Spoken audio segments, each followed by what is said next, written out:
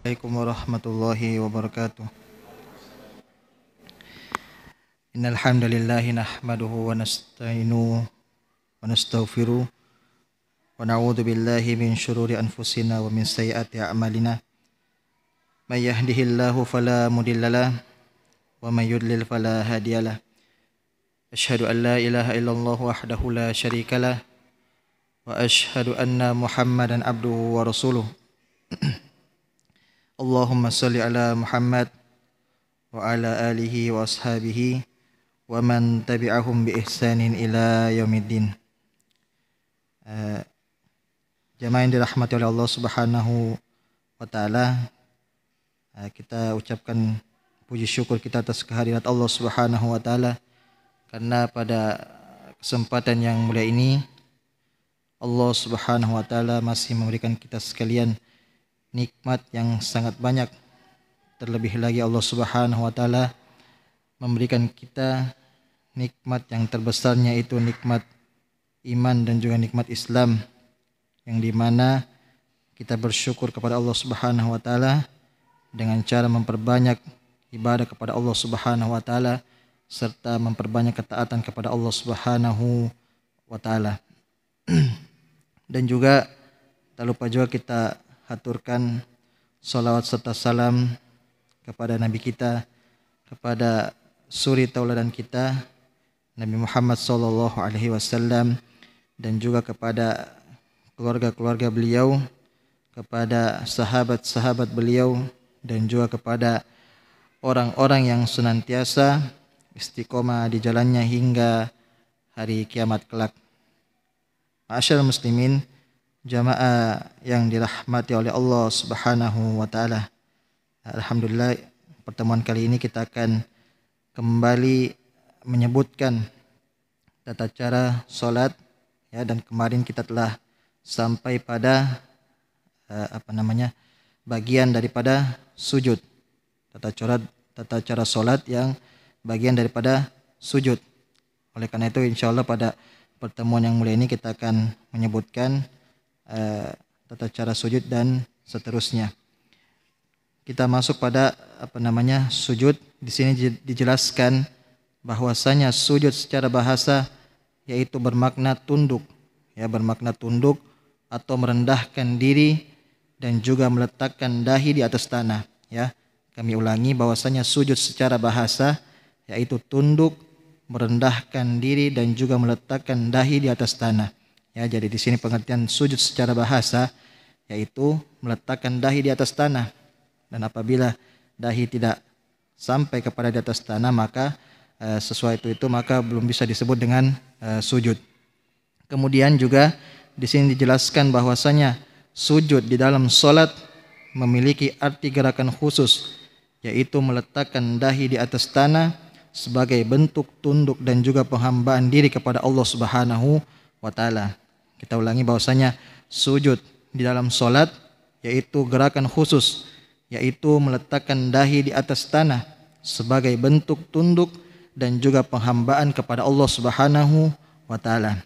Itu adalah tadi penjelasan daripada sujud secara bahasa dan juga secara istilah atau pengertian di dalam salat. Kemudian kita masuk pada hukum-hukum sujud, ya.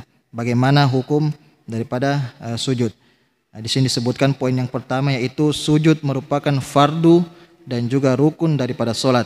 Ya, sebagaimana kita telah menyebutkan kemarin-kemarinnya bahwa rukun salat itu sudah banyak, ya. Salah satunya adalah sujud, yang dimana jika kita meninggalkan sujud ini maka bisa mengakibatkan tidak sahnya salat yang kita lakukan. Sebagaimana firman Allah Subhanahu wa taala, ya ayyuhalladzina amanu ruk'u wasjudu wa'budu rabbakum. Ya, wahai orang-orang yang beriman, rukuklah, sujudlah dan sembahlah Rabbmu. Ya, itu adalah firman firman atau dalil yang berasal dari firman Allah Subhanahu wa taala. Kemudian adapun dalil yang lain, dalil yang datang dari sunnah Nabi sallallahu alaihi wasallam, ya, pada saat tentang orang yang buruk salatnya, ya, di mana Nabi sallallahu alaihi wasallam menegur orang yang buruk salatnya, ya sebagaimana yang diriwayatkan oleh Abu Hurairah radhiyallahu anhu, ya. Abu Hurairah radhiyallahu anhu mengatakan, "Summa sujud hatta tatma'inna sajidan." Ya, "Summa rfa' hatta tatma'inna jalisan." "Summa sujud hatta tatma'inna sajidan." "Summa rfa' hatta tatma'inna jalisan." "Summa fa'al dzalika fi sholatika kulliha." Ya. Dan artinya kemudian sujudlah serta tumaknina ketika sujud, dan juga kemudian bangkitlah dan duduk di antara dua sujud sambil tumaknina. Kemudian sujud kembali sambil disertai tumakninah ketika sujud, kemudian bangkitlah dan duduk dengan tumakninah, ya, dan juga kemudian lakukanlah seperti itu di dalam setiap sholatmu. Ya, dan ini adalah dalil yang datang dari sunnah Nabi SAW yang menunjukkan akan wajibnya atau rukun daripada sholat, yaitu adalah sujud. Kemudian pada poin yang selanjutnya di sini disebutkan yaitu bilangan sujud pada setiap rakaat. Bilangan sujud pada setiap rakaat. Ya, di sini disebutkan bahwasanya sujud yang wajib dilakukan pada setiap rakaat adalah 2 sujud. Ya, sujud yang wajib dilakukan pada setiap rakaat adalah 2 sujud. Ya, dan ini mungkin sudah masyhur bagi kita sekalian bahwasanya setiap rakaat itu memiliki 2 sujud. Ya, sebagaimana hadis yang disebutkan yang telah kita sebutkan tadi, ketika Nabi SAW menegur orang yang buruk solatnya, Nabi mengatakan, "Summa sujud hatta tatma'inna sajidan, summa rfa' hatta tatma'inna jalisan." Ya, kemudian Nabi SAW mengulanginya lagi, "Summa sujud hatta tatma'inna sajidan, summa rfa' hatta tatma'inna jalisan, summa fa'al dzalika fi sholatika kulliha." Ya, Nabi SAW menyebutkan sujud sebanyak 2 kali, ya, yang menandakan bahwasanya setiap rakaat itu memiliki 2 sujud di setiap rakaatnya. Kemudian pada poin yang selanjutnya di sini disebutkan lagi anggota tubuh saat sujud. Anggota tubuh saat sujud, ya, di mana ketika kita melakukan sujud, ya, atau ketika kita melaksanakan sholat pada saat sujud, maka ada anggota-anggota tubuh yang wajib untuk ditempelkan ke tanah, ya, atau ada anggota tubuh yang wajib untuk berada di tanah atau menempel ke tanah. Di sini disebutkan itu ada 7, ya. Yang pertama yaitu dahi disertai dengan hidung, dan ini hitungannya 1. Dan juga yang kedua adalah kedua tangan, dan juga yang ketiga atau yang selanjutnya kedua lutut, dan juga yang selanjutnya itu kedua kaki. Ya, maka totalnya semua 7. 1 yaitu dahi disertai dengan hidung, yang kedua yaitu tangan kanan, yang ketiga tangan kiri, yang keempat lutut kanan, dan juga kelima lutut kiri, dan keenam kaki kanan, serta yang terakhir yaitu ketujuh yaitu kaki kiri. Ya, sebagaimana hadis yang diriwayatkan oleh Ibnu Abbas radhiyallahu anhuma, ya, beliau mengatakan, qala Nabi sallallahu alaihi wasallam, umirtu an asjuda ala sabati a'zumi ala jabha wa asyara biyadihi ala anfihi wal yadain wa rukbataini wa atrafil qadamaini. Ya, bahwasanya aku diperintahkan untuk bersujud di atas 7 tulang, ya, di atas 7 tulang. Yang pertama yaitu di atas dahi, ya, sambil beliau juga menunjuk ke hidungnya, ya, yang menandakan ini adalah satu kesatuan. Yang kedua yaitu tangan, dan juga yang selanjutnya itu kedua lutut, dan yang selanjutnya adalah ujung jari-jari daripada kedua kaki. Ya, dan dalam hadis ini juga kita lihat bahwasanya ada kalimat umirtu, ya, ada kalimat umirtu yang artinya aku diperintahkan, ya, dan juga menurut kaidah bahwasanya perintah ini menunjukkan kewajiban, ya, yang menandakan bahwasanya 7 anggota tersebut tadi adalah wajib ditempelkan ketika sujud. Kemudian pada poin yang selanjutnya yaitu hukum bagaimana ketika kita tidak menempelkan salah satu anggota sujud, ya, bagaimana ketika seseorang tidak menempelkan salah satu anggota sujudnya, ya, yang 7 tadi itu ke tanah, ya, bagaimana hukumnya, apakah sholatnya tetap sah atau bagaimana. Di sini disebutkan yang pertama yaitu hukum ketika tidak menempelkan hidung ketika sujud, ya. Yang pertama adalah hukum tidak menempelkan hidung ketika sujud. Di sini terdapat perselisihan para ulama, terdapat perbedaan pendapat di antara ulama terkait masalah ini, yaitu masalah tidak menempelkan hidung ketika sujud. ya. Akan tetapi pendapat yang kuat bahwasanya hidung ini termasuk daripada anggota tubuh yang wajib untuk ditempelkan ke tanah ketika sujud, ya, sebagaimana disebutkan di dalam hadis Ibnu Abbas, ya, disebutkan juga wa asyara biyadihi ala anfihi, ya, bahwasanya beliau menunjuk kepada hidungnya juga, ya, yang menandakan bahwasanya hidung ini adalah bagian daripada kewajiban untuk ditempelkan ke tanah ketika sujud.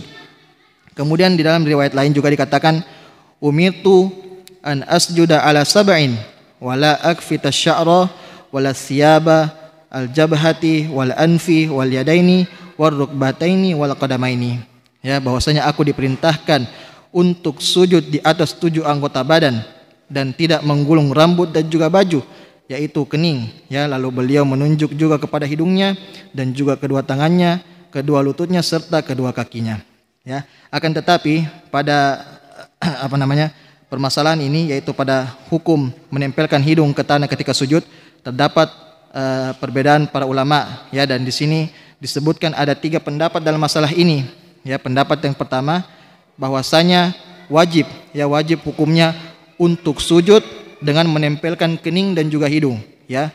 Ini pendapat yang pertama, bahwasanya wajib untuk sujud untuk menempelkan kening dan juga hidung, ya. Jadi antara keduanya ini, antara kening dan hidung, maka ini hukumnya wajib bagi pendapat yang pertama, yaitu pendapat daripada madhab Malikiyah. Sedangkan pendapat yang kedua, di sini disebutkan boleh sujud dengan salah satu dari keduanya, ya, boleh sujud dengan salah satu dari keduanya, entah itu yang melengket ke tanah hanya hidung atau yang melengket ke tanah hanya dahi, maka boleh. Yang penting salah satu dari keduanya, dan ini adalah pendapat daripada Abu Hanifah. Dan juga pendapat yang ketiga yaitu wajib sujud dengan kening, ya, wajib sujud dengan kening. Adapun dengan hidung maka hukumnya mustahab, ya. Ini adalah pendapat yang ketiga, yaitu wajib sujud dengan kening. Adapun dengan hidung maka hukumnya mustahab. Akan tetapi lebih baiknya atau lebih utamanya bersujud dengan keduanya. Dan ini adalah pendapat daripada Imam Malik. Dan akan tetapi di sini yang kami lebih condong, yaitu pendapat yang pertama, bahwasanya wajib untuk sujud dengan kening dan juga hidung. Kemudian yang selanjutnya, yaitu yang kedua, hukum tidak sujud di atas anggota tubuh yang lain, ya, anggota tubuh yang lain selain daripada hidung, yaitu kedua tangan, kedua lutut dan juga kedua kaki. Bagaimana hukumnya, ya, apakah itu membatalkan sholat atau tidak? Di sini disebutkan bahwasanya jika seseorang meninggalkan, ya, yaitu tidak menempelkan anggota tubuh yang lain ke tanah atau ke tempat sujud, maka sholatnya tidak sah. Sebagaimana yang dikatakan oleh Imam An-Nawawi rahimahullah, ya, maka seandainya seseorang meninggalkan salah satu dari anggota tubuh tersebut, maka sholatnya tidak sah. Dan juga di sini Ibnu Qudamah menyebutkan, dalam masalah ini terdapat perselisihan para ulama, ya, bahwasanya pendapat yang pertama, yaitu ketika sujud wajib sujud di atas 7 anggota sujud semuanya, ya, kecuali hidung. Jadi ini adalah pendapat yang pertama, bahwasanya wajib untuk sujud di atas semua anggota badan, ya, yang disebutkan tadi kecuali hidung. Dan juga pendapat yang kedua, bahwasanya sujud hanya wajib dengan kening, adapun dengan yang lainnya maka tidak wajib. Kemudian poin yang selanjutnya, jamaah yang dirahmati oleh Allah Subhanahu wa taala, yaitu batasan tumaknina ketika gerakan sujud.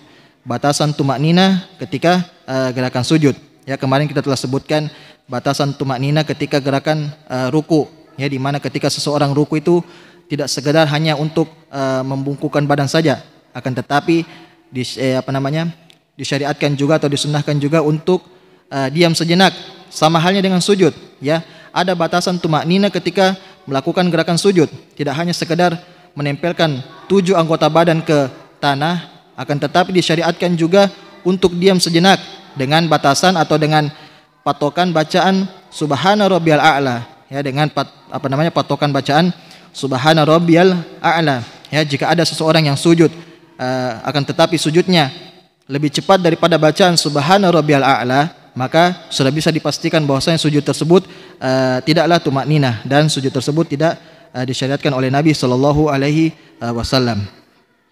Kemudian poin yang selanjutnya jamaah yang dirahmati oleh Allah Subhanahu wa taala, ya, kita masuk pada gerakan-gerakan ketika melaksanakan sujud. Gerakan melaksanakan sujud. Ya, di sini disebutkan yang pertama yaitu tidak perlu untuk mengangkat tangan, ya, tidak perlu untuk mengangkat tangan lalu turun sujud dan bertakbir tanpa mengangkat kedua tangan, ya. Sebagaimana kemarin kita telah sebutkan bahwasanya mengangkat tangan di dalam solat, ya, cuma ada empat tempat. Yang pertama ketika takbiratul ihram, yang selanjutnya yaitu ketika hendak untuk ruku, yang ketiga ketika bangkit dari ruku, dan juga yang terakhir yaitu ketika bangkit dari tasyahud awal yang menuju ke rakaat ketiga. Adapun menuju sujud, ya, ketika hendak untuk sujud maka tidak disyariatkan untuk mengangkat kedua tangan. Walaupun ada ulama yang mengatakan demikian, akan tetapi yang lebih rajihnya bahwasanya ketika sujud tidak disyariatkan untuk mengangkat kedua tangan. Karena di sini dikatakan ada kaidah yaitu tidak ada mengangkat tangan jika berkaitan dengan sujud, ya, entah itu dia baru memulai untuk sujud atau hendak bangkit dari sujud, maka tidak ada mengangkat kedua tangan di bagian tersebut, ya. Dan juga di sini disebutkan ketika turun untuk sujud, ya, maka diperbolehkan untuk meletakkan kedua lutut sebelum kedua tangan, ya, ataupun sebaliknya meletakkan kedua tangan terlebih dahulu kemudian kedua lutut, ya. Di sini disebutkan bahwasanya kedua cara ini yaitu ketika turun untuk sujud maka diperbolehkan mendahulukan lutut terlebih dahulu kemudian tangan, ataupun sebaliknya tangan terlebih dahulu kemudian lutut, ya. Maka di sini diperbolehkan keduanya, ya, karena tidak ada dalil yang tegas yang memerintahkan hal demikian. Akan tetapi di sini para ulama berselisih tentang yang mana lebih afdol, ya, yang mana lebih utama di antara kedua tersebut. Apakah lebih utama mendahulukan lutut ketika sujud atau mendahulukan tangan ketika sujud. Dan di sini disebutkan bahwasanya yang lebih afdol wallahu taala alam adalah kedua lutut ini diturunkan terlebih dahulu dibandingkan kedua tangan, ya. Maka ini lebih afdol dibandingkan menurunkan kedua tangan terlebih dahulu setelah itu lutut. Dan ini dibangun di atas dua argumentasi, ya. Yang pertama yaitu bahwasanya ketika hendak sujud dengan mendahulukan lutut terlebih dahulu, ini adalah sifat yang lebih yang lebih natural, ya, dan ini adalah sifat yang sesuai dengan tabiat manusia, yang artinya setiap manusia lebih gampang melakukan hal ini dibandingkan yang kedua tadi, yaitu menggunakan atau mendahulukan kedua tangan daripada mendahulukan kedua lutut, ya. Dan juga argumentasi yang kedua di sini mengatakan bahwasanya ini adalah pendapat jumhur ulama, ya, dan ini adalah pendapat para jumhur ulama, sebagaimana ini adalah dikatakan oleh madhab Syafi'i, madhab Hanafi, ya, dan juga riwayat yang masyhur daripada madhab Hambali, ya. Dan ini adalah juga pendapat yang dipilih oleh Ibnul Qayyim, ya, dan juga dikuatkan oleh beberapa ulama-ulama kontemporer, ya, ulama-ulama mutakhirin seperti Syekh Ibn Baz dan juga Syekh Ibn Utsaimin rahimahullahu taala. Kemudian yang selanjutnya walaupun, ya, kita sebutkan tadi bahwasanya yang lebih afdol itu mendahulukan lutut terlebih dahulu dibandingkan kedua tangan, akan tetapi jika mungkin di antara kita sekalian ada yang lebih mudah kita melaksanakan atau lebih mudah bagi kita sekalian untuk mendahulukan kedua tangan, maka itu diperbolehkan. Ya, mungkin di antara kita sekalian ada yang merasa butuh, ya, mungkin di antara kita sekalian ada yang sakit atau yang tua atau yang mungkin gemuk, ya, merasa susah dengan turunnya lutut terlebih dahulu, maka tidak menjadi masalah jika dia mendahulukan tangannya terlebih dahulu dibanding kedua lututnya, ya. Dan di sini juga disebutkan dalil-dalil ya tentang sujud mendahulukan lutut terlebih dahulu dibandingkan kedua tangan. Begitupun juga sebaliknya, ya. Akan tetapi hadis-hadis ini semuanya bersifat lemah sehingga tidak bisa dijadikan sebagai patokan. Kemudian yang selanjutnya, poin yang selanjutnya jamaah yang dirahmati oleh Allah Subhanahu wa taala, ya.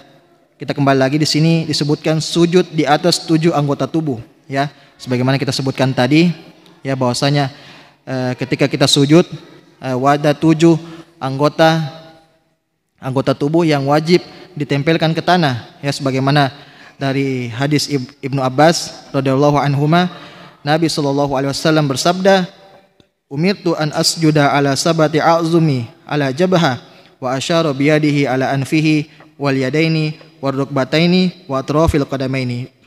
Ya, bahwasanya di sini disebutkan aku diperintahkan bersujud dengan 7 bagian anggota badan. Ya, yang pertama itu dahi dan juga termasuk daripada hidung, ya. Yang kedua dan juga yang ketiga yaitu telapak tangan kanan dan juga telapak tangan kiri, ya. Yang keempat dan kelima yaitu lutut kanan dan juga lutut kiri. Sedangkan yang keenam dan juga ketujuh yaitu ujung kaki kanan dan juga ujung kaki kiri. Kemudian pada poin yang selanjutnya jamaah dirahmati oleh Allah Subhanahu wa taala, bagaimana posisi kedua tangan kita sekalian ketika hendak melaksanakan sujud, ya. Bagaimana posisi kedua tangan ketika melaksanakan sujud, ya. Di sini disebutkan poin yang pertama, posisi tangan kita sekalian ketika melaksanakan sujud yaitu kedua tangan sejajar dengan telinga atau sejajar dengan pundak, ya, sebagaimana di dalam hadis Wa'il bin Hujr, ya, radhiyallahu anhu, beliau mengatakan summa sajada faja'ala kaffaihi bihidai udunaihi, ya. Di sini dikatakan bahwasanya Nabi SAW sujud, maka Nabi SAW menjadikan kedua telapak tangannya sejajar dengan kedua telinganya, ya. Dan juga di dalam hadis yang lain, hadis Abu Humaid radhiyallahu anhu, ya, beliau mengatakan summa sajada fa amkana anfahu wajabahatu wa naha yadaihi an janbaihi wa wada'a kaffaihi hadwa mankibaihi, ya. Lalu Nabi SAW sujud dan juga memantapkan posisi hidung dan juga dahinya, yaitu menyentuh tanah ketika sujud, ya. Dan juga beliau menjauhkan kedua tangannya dari kedua lambungnya, dan beliau meletakkan kedua telapak tangannya sejajar dengan kedua bahunya, ya. Jadi posisi yang pertama itu kedua telapak tangan kita ketika sujud harus sejajar dengan telinga atau sejajar dengan bahu. Kemudian posisi yang kedua yaitu tangan direnggangkan, ya, tangan direnggangkan atau ketiak dibuka, ya, ketiak dibuka. Sebagaimana di dalam hadis yang diriwayatkan oleh Abdullah bin Malik bin Buhaina radhiyallahu anhum, ya, bahwasanya di sini disebutkan, dan sesungguhnya Nabi SAW, ya, jika sholat beliau merenggangkan antara kedua tangannya hingga terlihat putih, ya, putih dari ketiak beliau, ya. Jadi ketika kita sholat, selain daripada mensejajarkan telapak tangan dengan telinga ataupun bahu, maka disunnahkan juga merenggangkan tangan, ya, merenggangkan tangan, tidak terlalu mendempet, ya, ketika kita sujud, ya. Akan tetapi beda halnya ketika kita sholat berjamaah, ya, ketika kita melaksanakan sholat berjamaah di mana satu sama lain saling berdempetan, maka tidak menjadi masalah. Akan tetapi jika kita sholat sendiri, ya, ketika kita sholat sendiri atau mungkin kita sholat sebagai imam, maka tangan kita harus direnggangkan sampai kalau bisa ketiaknya itu harus kelihatan, sampai ketiaknya kelihatan sebagaimana yang disebutkan di dalam hadis tersebut. Kemudian gerakan yang ketiga atau posisi yang ketiga yaitu kedua siku diangkat, ya, kedua siku diangkat sebagaimana hadis yang diriwayatkan oleh Al-Bara, ya, di sini disebutkan idza sajadta fadu' kaffaika warfa' mirfaqaika, ya, jika engkau sujud maka letakkanlah kedua telapak tanganmu dan angkatlah kedua sikumu, ya, angkatlah kedua sikumu.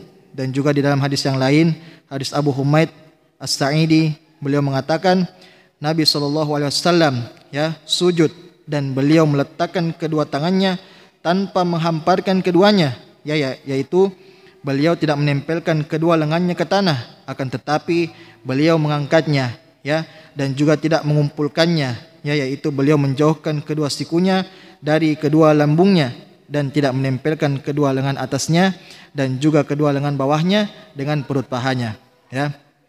Akan berarti ketika kita sujud maka jangan siku kita menempel ke tempat sujud, tidak, akan tetapi diangkat sebagaimana yang disebutkan dalam sunnah Nabi Shallallahu Alaihi Wasallam. Kemudian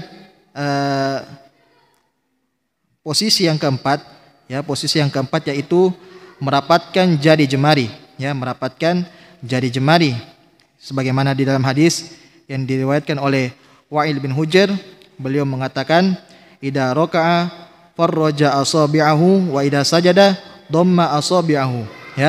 Jika Nabi SAW ruku, maka beliau merenggangkan jari-jari tangannya, dan jika beliau sujud, maka beliau merapatkan jari-jarinya, beliau merapatkan jari-jarinya. Kemudian yang selanjutnya, setelah posisi kedua tangan, maka di sini disebutkan lagi posisi kedua kaki, posisi kedua kaki ketika sholat atau ketika sujud.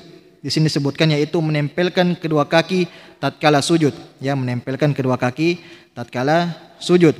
Di sini disebutkan ketika kita sujud, maka yang lebih utama bagi kita sekalian yaitu menempelkan kedua tumit, sebagaimana di dalam hadis Aisyah radhiyallahu anha, beliau mengatakan, "Aku kehilangan Rasulullah sallallahu alaihi wasallam, padahal tadinya ia bersamaku di kasur, aku pun mencarinya dan aku mendapati beliau sedang sujud dengan menempelkan kedua tumitnya satu dengan yang lainnya, dalam kondisi menghadapkan ujung-ujung jarinya mengarah ke kiblat." Jadi di sini disunnahkan bagi kita sekalian ketika sujud, maka tumitnya itu dilekatkan atau ditempelkan, dan juga ujung-ujung jari-jari kaki itu harus menghadap ke kiblat, bukan seperti dihentarkan begini, tidak, akan tetapi mengarah ke kiblat, dan juga di sunnahnya itu dirapatkan. Akan tetapi walaupun sunnahnya dirapatkan, akan tetapi diperbolehkan untuk tidak merapatkannya juga, maka itu tidak menjadi masalah. Akan tetapi yang sesuai sunnah, yang sesuai daripada sunnah Nabi SAW, yaitu dirapatkan, dan juga dia lebih afdol daripada tidak merapatkan kedua kaki. Kemudian yang selanjutnya yaitu bacaan, bacaan ketika sujud. Di sini disebutkan sangat banyak juga zikir-zikir ketika sujud.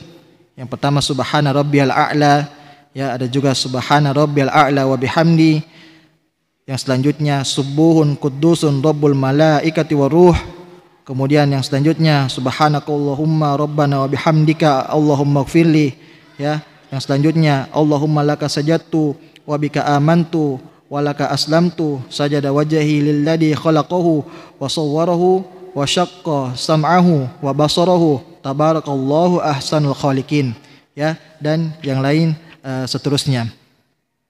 Dan juga setelah kita atau ketika kita sujud, ketika kita berada pada posisi sujud, maka kita sekalian ini dianjurkan untuk berdoa, dianjurkan ketika berdoa, sebagaimana di dalam hadis yang diriwayatkan oleh Abu Hurairah radhiyallahu anhu, bahwasanya Rasulullah sallallahu alaihi wasallam bersabda, aqrabu ma yakunul abdu min rabbih wa huwa sajidun fa aksiru ad-du'a.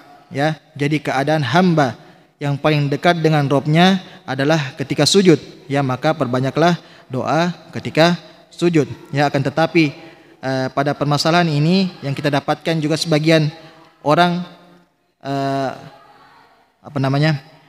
mengira bahwasanya sujud yang dimaksud ini adalah sujud terakhir. Tidak, akan tetapi yang dimaksud daripada sujud ini adalah semua sujud di antara solat, entah itu dari rakaat pertama sampai rakaat terakhir, maka semuanya kita disunnahkan untuk berdoa di dalam sujud kita, akan tetapi yang kita dapatkan di luar atau kita dapatkan di sebagian tempat, mereka hanya membatasi sujud pada rakaat terakhir, atau pada sujud terakhir. Padahal itu hal yang keliru, Sebenarnya yang dimaksud di sini adalah semua sujud, ya, entah itu dari rakaat pertama sampai rakaat terakhir, maka seluruhnya dianjurkan untuk berdoa di dalam sujud. Adapun doa-doa yang dianjurkan, ya, doa-doa yang dianjurkan di dalam sujud tentunya sangat banyak, tergantung dengan kebutuhan kita sekalian. Akan tetapi di sini disebutkan doa-doa yang dianjurkan di dalam sujud, ya, seperti contoh Allahumma gfirli dzanbi kullahu diqqahu wa jillahu wa awwalahu wa akhirahu wa alaniyatahu wa sirrahu, ya.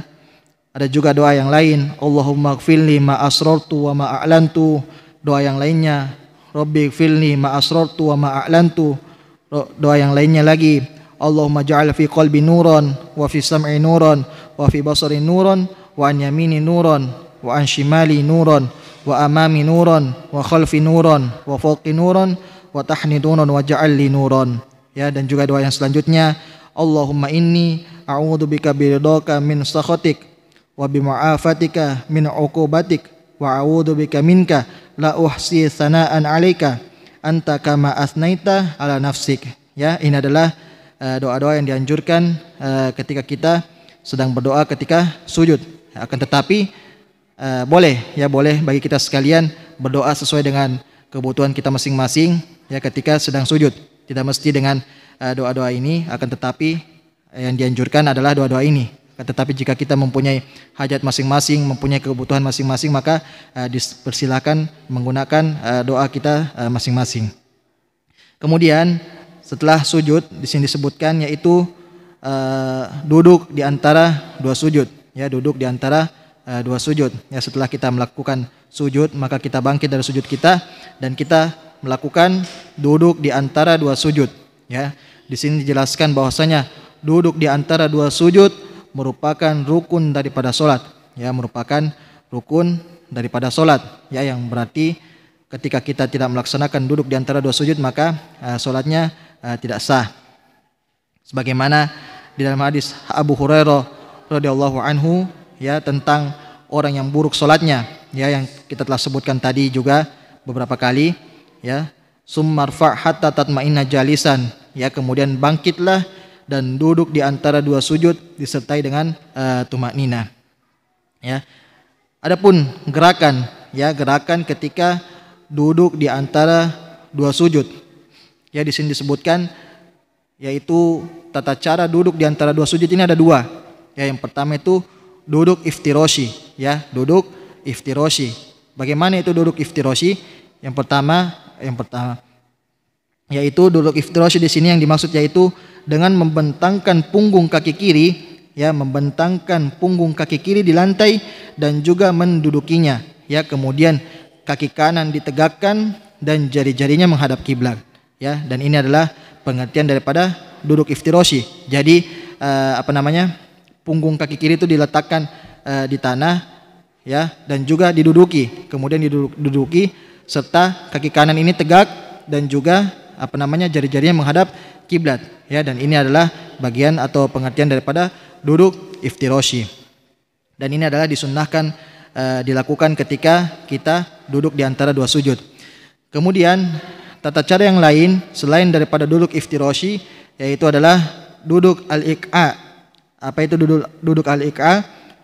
Di sini disebutkan bahwasanya duduk al-iqa itu ada yang dilarang dan ada juga yang disunnahkan, ya. Yang disunnahkan itu adalah dengan menegakkan kedua kaki lalu dengan meletakkan pantat di atas kedua tumit, ya, sementara jari-jari kaki itu menghadap ke kiblat, ya. Jadi duduk al-iqa yang disunnahkan yaitu kaki kedua ditegakkan seperti ini, ya. Kaki kedua ditegakkan, kemudian diduduki di atasnya, tumit diduduki atau pantat kita berada di tumit dan juga jari ini menghadap ke kiblat, bukan dihamparkan seperti ini, ya, karena ini merupakan duduk yang dilarang, ya, merupakan duduk yang dilarang. Dan hanya dua ini, ya, hanya dua duduk ini yang disunnahkan oleh Nabi SAW ketika kita melaksanakan atau ketika kita melakukan duduk di antara dua sujud. Adapun cara yang lain maka itu tidak ada riwayatnya dari Nabi SAW. Seperti contoh kaki cuma dihamparkan seperti begini, ya. Kemudian kaki dibentangkan, ya. Akan tetapi tidak jari jemarinya tidak menghadap ke kiblat, maka ini tidak ada contohnya dari Nabi Shallallahu Alaihi Wasallam.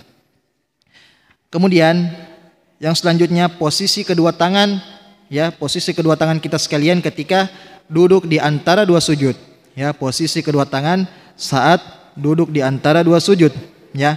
Di sini dikatakan bahwasanya tidak ada dalil yang khusus, ya, tidak ada dalil yang khusus yang menjelaskan posisi kedua tangan tatkala kita sedang melakukan atau melaksanakan duduk di antara dua sujud. Akan tetapi dalil yang ada itu dalil tentang tangan ketika sedang tasyahud, ya. Maka di sini para ulama mengkiaskan kondisi tangan kita atau tangan ketika duduk di antara dua sujud dikiaskan kepada kondisi kedua tangan tatkala tasyahud, ya, di mana yaitu tangan kanan itu berada di atas paha atau berada di lutut kanan, sedangkan tangan kiri berada di atas paha kiri atau ada di lutut kiri.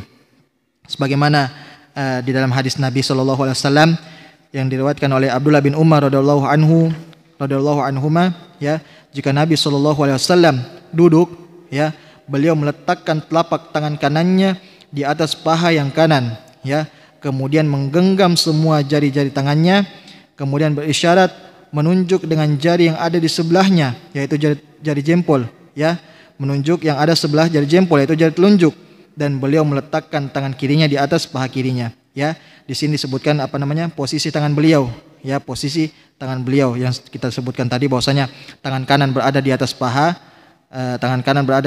kanan, kemudian tangan kiri berada di atas paha kiri. Kemudian juga di dalam hadis yang lain, ya, hadis Wa'il bin Hujr radhiyallahu anhu, beliau mengatakan, kemudian beliau duduk dengan membentangkan kaki kirinya, meletakkan tangan kiri di atas paha dan juga lutut kirinya, memposisikan siku kanannya di atas paha yang kanannya.